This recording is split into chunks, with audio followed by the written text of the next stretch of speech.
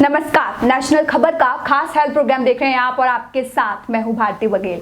आज हम बात करेंगे हेयर ट्रांसप्लांट को लेकर। बहुत बार देखा गया है कि जब हमारे बाल झड़ने लग जाते हैं तो हम हेयर ट्रांसप्लांट की तरफ जाते हैं, लेकिन बहुत सारे लोग ऐसे हैं जिनके माइंड में ये कंफ्यूजन रहता है कि हेयर ट्रांसप्लांट कराना चाहिए या नहीं। तो अगर आपको सभी सवालों के जवाब चाहिए तो आखिर तक हमारे साथ बने रहें। वहीं हमारे साथ जो शख्स मौजूद हैं वो नेशनल खबर पर नहीं है, इसलिए हम उनसे रिक्वेस्ट करेंगे कि वो अपना इंट्रो दें।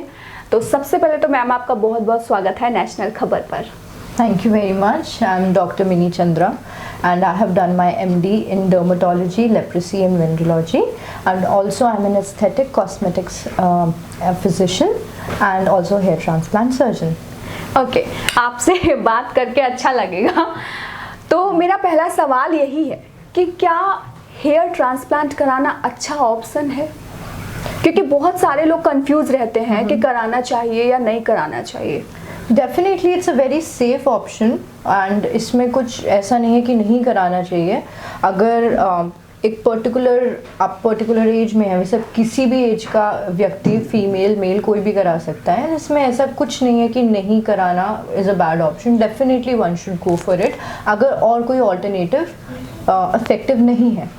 बिल्कुल। तो एक होता है ना कि क्या इसके कोई साइड इफेक्ट ना हो, क्योंकि हर सिक्के के दो पहलू होते हैं। तो बहुत सारे लोगों के माइंड में ये रहता है कि हेयर ट्रांसप्लांट करा लिया तो आगे कोई साइड इफेक्ट ना देखने को मिल जाए।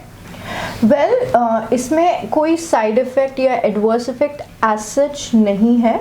बस ये है कि यस, बिफोर द प्रोसीजर, अगर हम सर्जरी से पहले वी डेफिनेटली हैव टू सी कि पेशेंट को कोई क्रॉनिक इलनेस तो नहीं है, डायबिटीज़ नहीं है, हाइपरटेंशन नहीं है, सारे blood parameters with the normal limit है, या कुछ भी अगर हमें लगता है liver kidney function everything is normal, only then we proceed. And उसके बाद भी पोस्ट ऑफ, मतलब आफ्टर द ऑपरेशन, उसके बाद भी क्या क्या प्रिकॉशंस लेने हैं, क्या क्या मेडिकेशन यूज़ करनी है लॉन्ग टर्म, वो भी सब बताया जाता है। So it's in all a safe play. तो मैम इस प्रोसेस को पूरा करने में कितना टाइम लगता है और कितने टाइम तक हमें मेडिसिन्स वगैरह चलती होंगी उसके बाद, तो कितने टाइम में रिकवर हो जाते हैं? इट रियली डिपेंड्स कि for example it's very subjective. कितना एरिया ऑफ बॉल्डनेस है, मतलब कितना सरफेस एरिया जहाँ पे हेयर ट्रांसप्लांट किया जा रहा है, कितनी रिक्वायरमेंट है, क्या जेंडर है, क्या एज है, कोई प्रीडिस्पोजिंग फैक्टर, मतलब कुछ ऑलरेडी एग्जिस्टिंग कोई फैक्टर तो नहीं है, तो उसके ऊपर पूरा डिपेंड करेगा।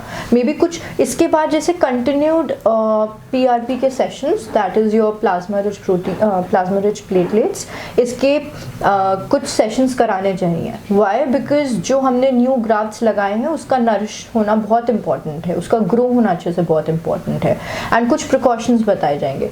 तो it might go up to 6 to 8 months, might go up to 1 to 2 years. It really depends.